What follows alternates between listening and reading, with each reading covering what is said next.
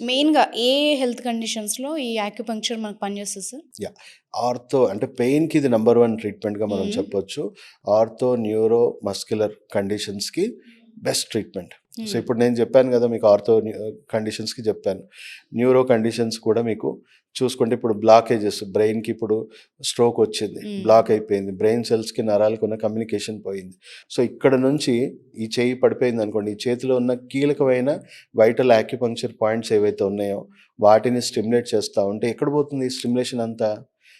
ఏ cells అయితే receive చేసుకోలేకపోతున్నాయో ఆ సెల్స్‌కే stimulation వెళ్తా ఉంది. సో, మెల్లిమెల్లిగా న్యూరల్ పాత్వేస్ క్రియేట్ అవుతున్నాయంట. అది మీకు ఫిజియోథెరపీలో కూడా సాధ్యపడదు.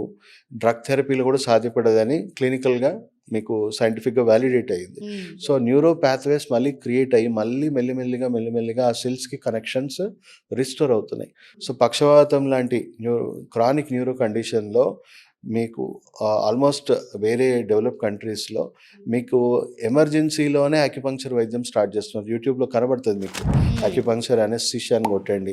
అక్యుపంక్చర్ ఇన్ ఎమర్జెన్సీ కేర్ అని కొట్టండి. దాదాపు 8, 10 సంవత్సరాల నుంచి ఈవెన్ అమెరికాలో కూడా స్టార్ట్ చేసేసారు.